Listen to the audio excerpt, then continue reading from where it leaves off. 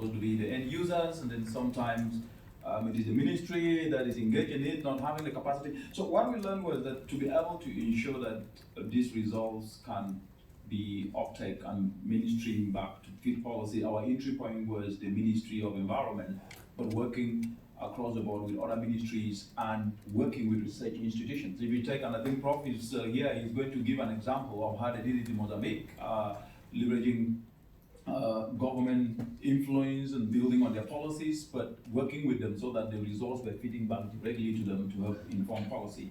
Another aspect that was a lesson learned was that mitigation adaptation must be viewed from the prism of complementarity. If you take the case of Africa, mostly in African countries, mitigation to them is not necessarily their priority number one, and that's a fact.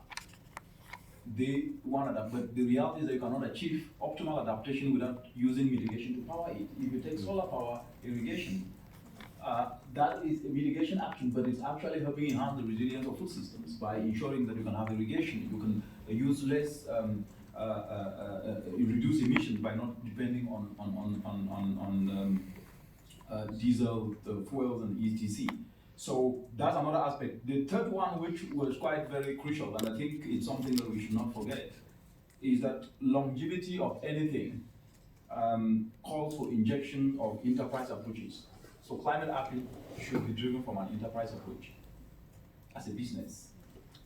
It should be, climate action should be driven from a business dimension. What do I mean?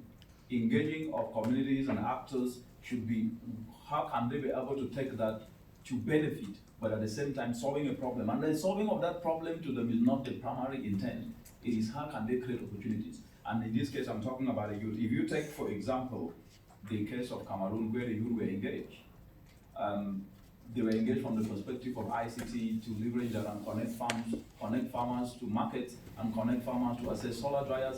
But the youth were benefiting because their tool, the ICT tool, was being utilized, but it was solving a problem in lowering the carbon footprint and etc. And the last aspect that we learned is if you carry out this work in response to the government policy, in helping to drive climate action without engaging the local community, the results can never be brought to scale. That was the question, but the other one was the question on the 2050 pathway platform as well, I think. Yes, I think it was more on the new generational, NDCs. That question is, what we learned from the project is that if you look at the NDCs of the African continent, and I believe pretty well everywhere in the world, they were not pitched to be synergistic to one another. If you take, for example, the agriculture, it's a standalone. You take energy, it's a standalone. You take resilient transport, connecting, not even connecting farm to market, it's a standalone.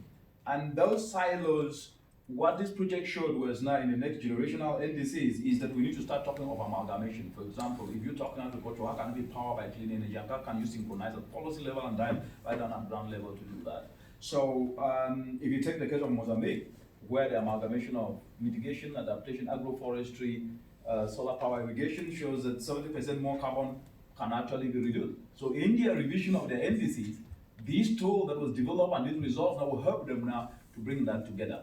So that is the direction in which we see the new generation of NDCs moving. Then on the last question from Philip, it was not a question, it was a comment, a difficult one, which is what can you do to make sure that the nuances, I would want Volker to answer that, then I come in from that, from what he says. I have an answer to it, but I would like to come in when you answer.